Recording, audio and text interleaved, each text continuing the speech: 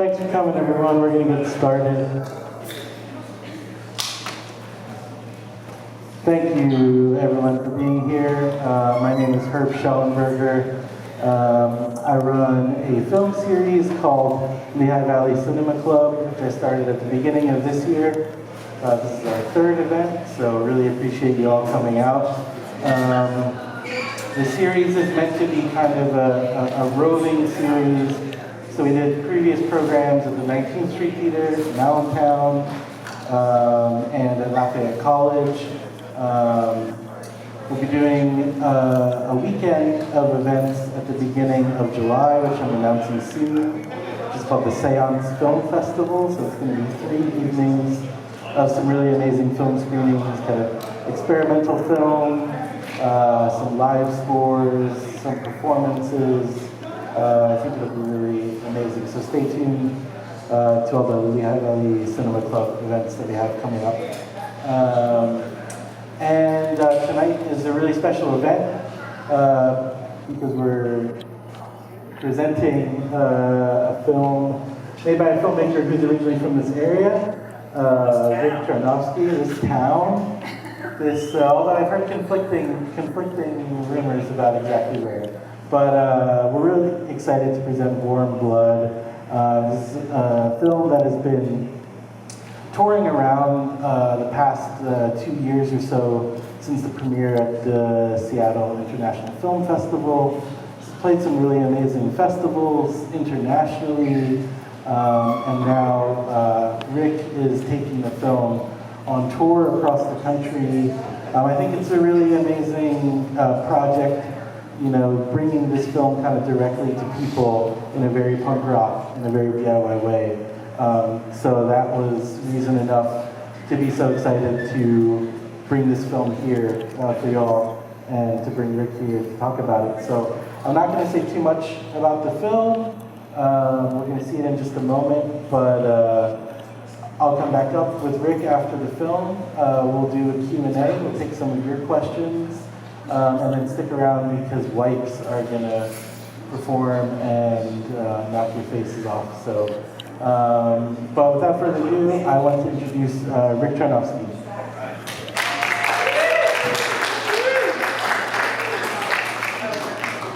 Thanks for putting together. That's it? You're just going to leave me up here by myself now? It's on you. Yeah, there she is. All right. The Charnowski family is in the house.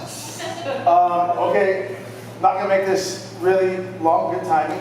We did the same thing when we did this in New York a few years ago.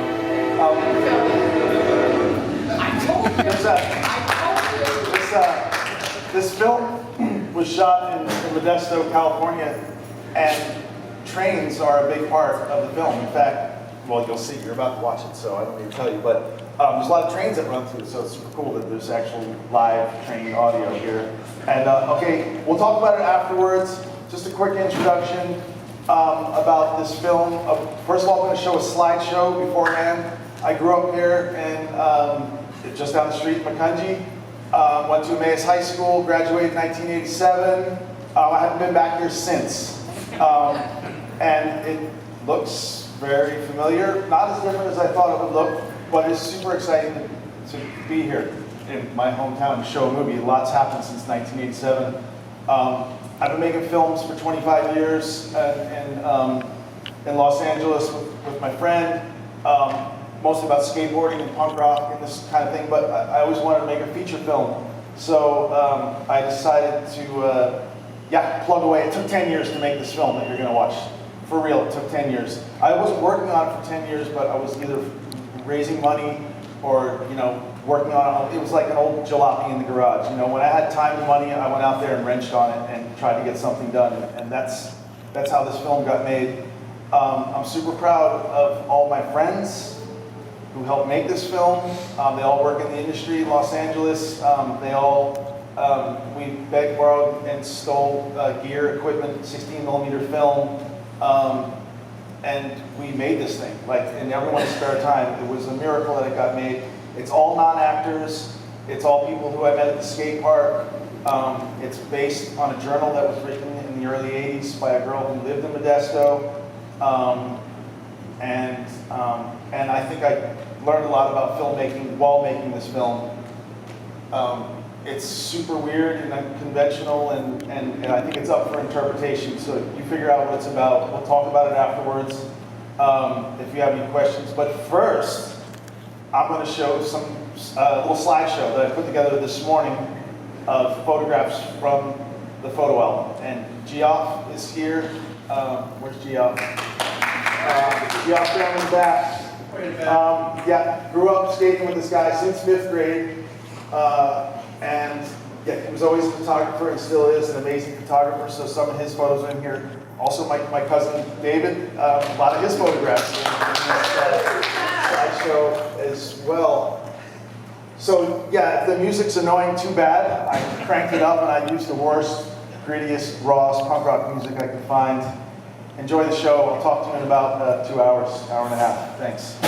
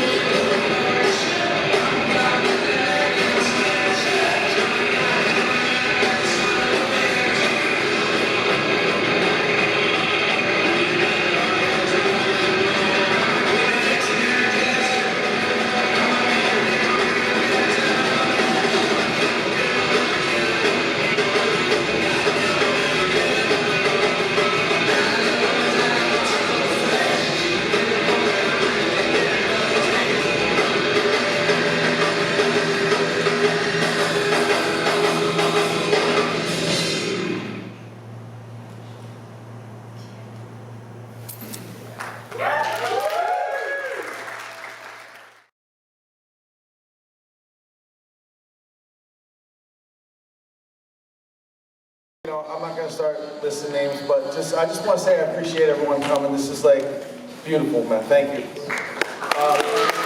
And thank you for that beautiful film. Wow. I got Mike Mays over here. We're gonna play that slideshow again, just over the beginning of when Wipes play, because a few people didn't see it. Great. And we got an old surf. Thank you so much, man. Thanks to the theater, man. Thanks to everyone working here. Robert! Guys, this theater is amazing, by the way.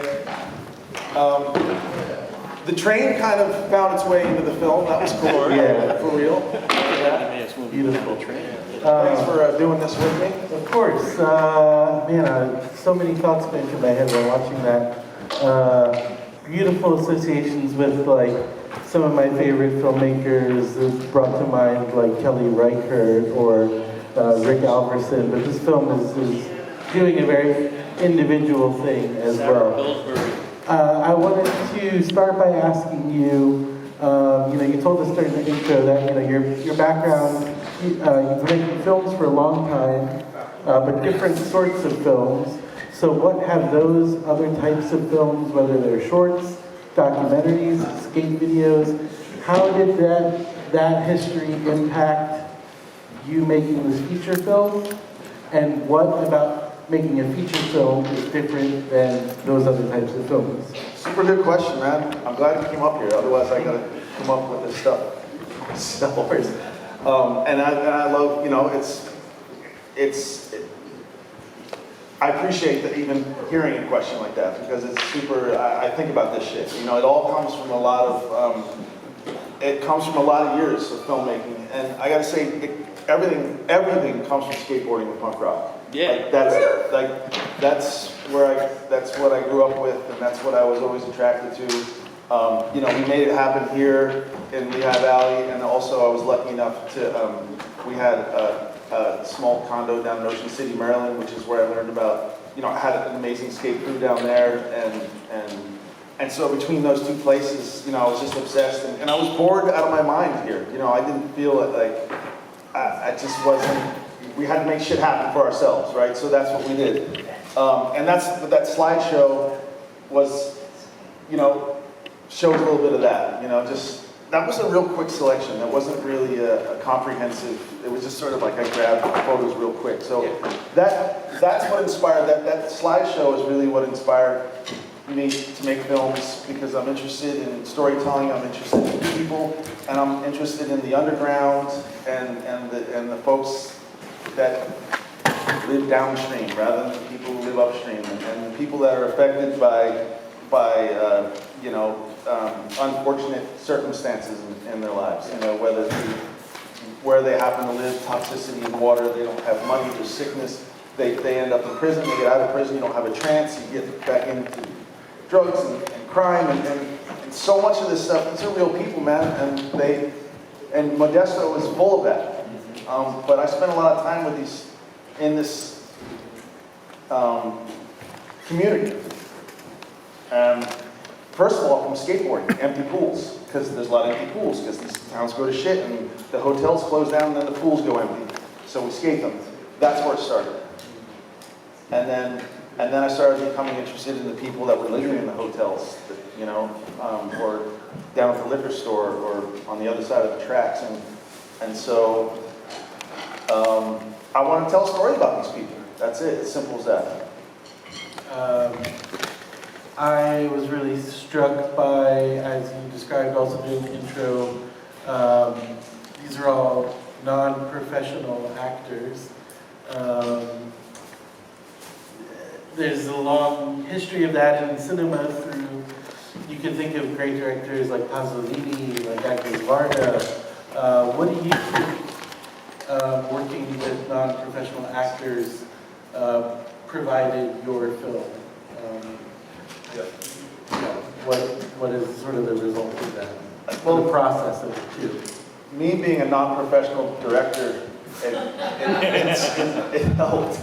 I started off by trying to cast actors in Los Angeles. I kind of went, I got a little bit of money from this. I think I let a lot of people down who thought I was making a real movie, like that got involved in the beginning, that gave me funding, and it wasn't going anywhere, because these people were coming in to cast for this idea. I didn't know what it was. I didn't know what I was doing. I didn't know what the movie was about. But I knew that my instincts were in the right place. I just didn't know how to put a story together, and also how to convince people that were giving me money that I knew what I was doing.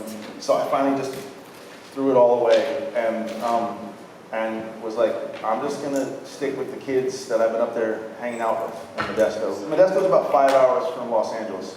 So I'd drive up there on weekends and just like crash out in my car and run around with my video camera and skate. Andy Roy was a huge part of it. So I learned I learned through making skate films is like no permission, you have to be prepared for anything, you might get kicked out, what you want to do, you don't necessarily get to do, so you have to work with what you get. That was all, and that's all that would happen here. So I would just shoot and then come home and just sit in front of the computer with this shit and just try to, whatever felt right, or it felt like I was paying some sort of, I didn't want to exploit or disrespect these folks. I didn't want to tell a story about drug addicts and poor folks. I wanted to sort of tell it through the eyes of someone who actually lived there, you know, and so that girl was from there. And that's her mom and dad, and that's her bedroom, and that's her house, and that's her backyard, and that's her uncle's car, and that's her friend that she skates with. And so it all just it started to get really easy once I decided to throw away the idea of trying to cast people that were coming in to be in a movie. You know, with these aspirations of being actors and actresses. None of those kids give a shit about acting now or anything. They were just with me on it. It was an experimental filmmaking. You know, it was an experiment. That feeling is palpable when we watch the film. Like this is, of course, like a narrative film, a fiction film, but there's so much real life, you know, documentary in it. I wondered if you could talk a little bit about this journal that you found, and how that maybe helped you structure the film, or what that provided to you. Yeah. Well, the journal came to me in 2006, and then we started shooting in 2011, and then we shot for 8 years. So I mean, it's a long timeline. But I got to tell you, man, when I read this journal, my friend Jocko Wayland, he publishes like this small zine thing. He's been putting out for years. It's called Elk Books, and they're just these little punk zines. And he puts them out like once, or they just show up in the mail. A couple times a year, whenever he had time, he'd put out one of these zines. And every once in a while, he would highlight in these zines. They were mostly photographs. So I could compare it almost to like someone's Instagram, you know, before Instagram. So it was just really interesting photographs, and they were really cool zines. Like, I loved getting them. And then I got one in the mail that was a journal. Like, I was like, oh, this is different. It's just short journal entries. And when I read it, I was like, Jesus, this is real? Like, and so it was his friend that he went to school with. I'm not allowed to necessarily even mention her name because we got into a bit of, I ended up not using her journal. She saw the film and she didn't like it. Okay. So I had to rewrite her journal. But the problem is, by the time we got done making the film, her journal what inspired me to make the movie didn't make sense anymore, because I had spent so much time with these folks and with this girl. I was like, yo, this is better. You know, the journal got me there. Yeah. But then the time spent working with these people, the film began to write itself. And so I wrote a lot of that journal stuff based on everything is real. Every fucking thing in that movie is 100% real. Whether I heard the story, I interviewed hundreds of people, I watched the news, I read the newspaper, I took notes. I had our lead actress, Haley, write some notes. I was friends with her family, and the uncle, the story of Bubbles on scene. Everything was based on something that someone told me, and I just sort of rewrote it and formed the whole thing. So everyone made it easy. The whole town and everyone involved in it wrote that film. I just sort of consolidated it down and created these little vignettes these scenes. And importantly, the structure that takes you from one element to the next. Yeah, and to be honest with you, man, I'm not sure if there is a structure or Well, it's more. I think it's more of a mood than a story. Definitely. We have time for just a few questions. So, does anyone want to raise their hand? Come on, man, give me a question. Somebody. Yeah, Jeff. Yeah, can you talk about why you decided to set it in 1988 and what's changed in Modesto since then? Yeah. Just to repeat the question quick, so it's about the time setting of the film in the 1980s and the setting of Modesto specifically. Well, the original journal was written in the early 80s. So that just kind of got me stuck in that mindset. And then I was a teenager in the 80s, so it was easy for me to sort of relate to that time period, like Reagan and just, the soundtrack of that era and the vibe of it. Also, so I don't know, I just wanted to make it about the 80s because it felt like I was so unfamiliar with what the hell I was doing that I figured at least I could try to grab at anything that made me feel a little bit more comfortable. And so I was a teenager in the 80s, and so, all right, that helps me relate to the story that I'm telling. And then Modesto has probably, the thing about Modesto, two things. Modesto is surrounded by prisons, a lot of prisons. And so when you get out of prison, you get a one-way bus ticket, usually to the closest town, and that's Modesto. So there's this massive population of folks that don't have much of a chance to begin with, and they get off the bus and boom, they're right back into it. So that's one, and that's a timeless story, And so another huge influence was American Graffiti. George Lucas is from Modesto, and American Graffiti is an autobiographical film, and it was shot in Modesto. So this is my version of American Graffiti. It's shot on the same streets, in the same town. It's an American road movie, but this is what it looks like now. So I wanted to sort of be this contrast to American Graffiti. And if you haven't seen American Graffiti, you should see it after watching this, because you'll see what I'm getting at. Where he was spray painting I specifically chose locations where American Graffiti was shot to shoot some of our locations, to shoot some of our scenes. So that made it easy too, easier on me. And just like prison, people who don't have a chance, and that sort of contrast, that idea of then and now, and this is what it looks like now, and that's, that American Graffiti is just this happy post-war white American happy story, and this is what it looks like now. So that's, then and now, this is what it looks like now. Have you sent the film to George Lucas? No, I haven't. No. I think you should. It would be interesting. Yeah. One other quick thing is, the thing in Modesto, there's a lot of classic cars, like the Star car is a 1978 Duster, which was my first car, which I inherited from my father. So I wanted this 1978 Duster to be the star of the film. So I went up there and I found out pretty quickly that there's a lot of car clubs in Modesto because they're really proud of American Graffiti. And so Modesto is full of car clubs and classic cars and car cruises. And so when I reached out to the car clubs, they were more than willing to show up with their cars to be in the film. So we populated the whole film with classic cars. It's a small detail, but and there is an actual whole list of all the cars in the year and the car owners that you didn't see because the lights went up. But so car culture. Anyone else? Yeah. Yes, I have a question or a comment. You spoke in the 80s and dipped your toe into the toxic waste many times during this film. Do you have any idea where they are now? That seems pretty grim.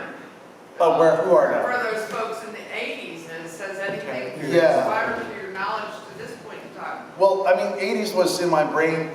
Those folks that I shot with are all, the story of the toxic water, and this is all real stuff. These are all real stuff that I wrote. And a lot of the folks that are in the film live in this trailer park on the river.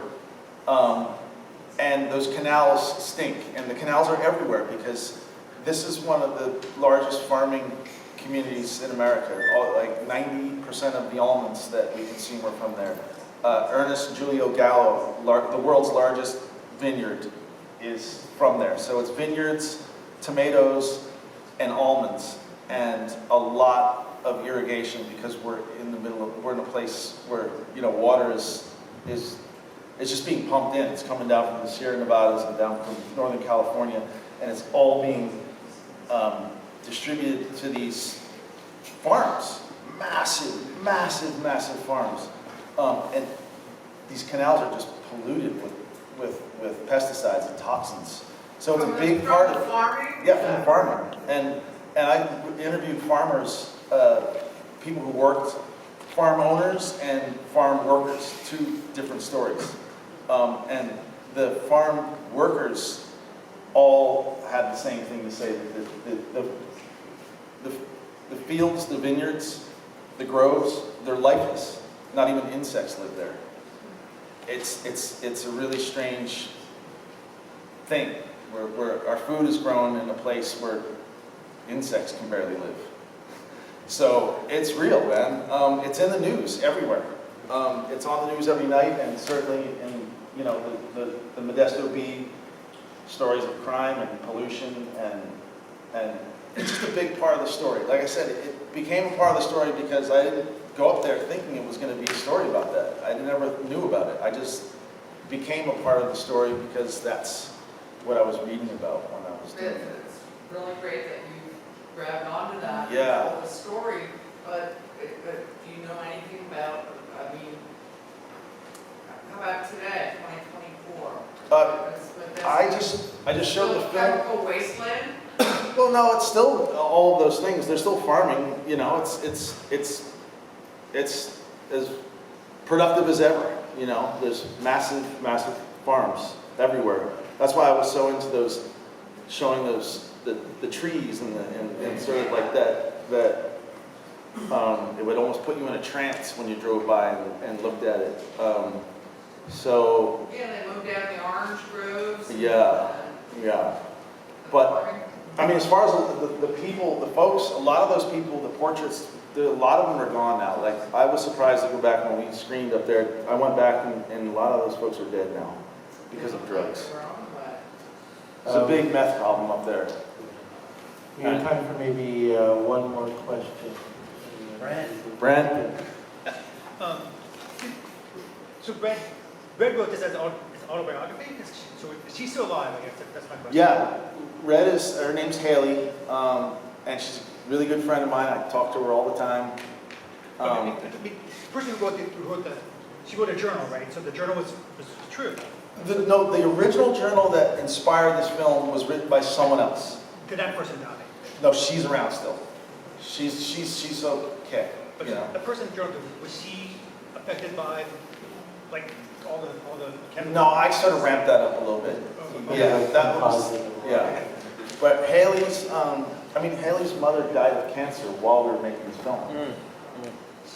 Like, it's just and the story that he's telling about, my grandma, all these people were affected, and there's pins on the map, and that guy, you know, when those people are sitting at the table doing drugs, that story that guy seemingly is just out of his mind, I was like, dude, just tell me that story you told me.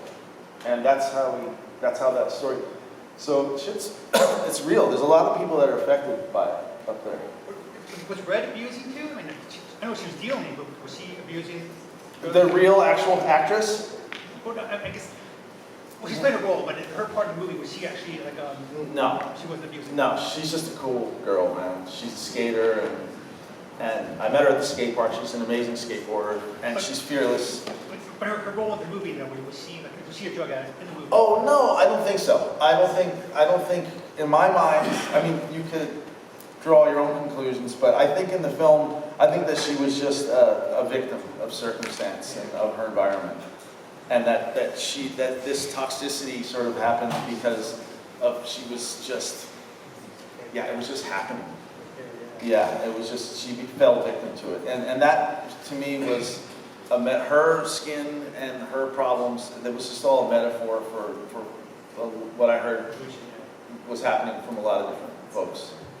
Yeah. Thank you.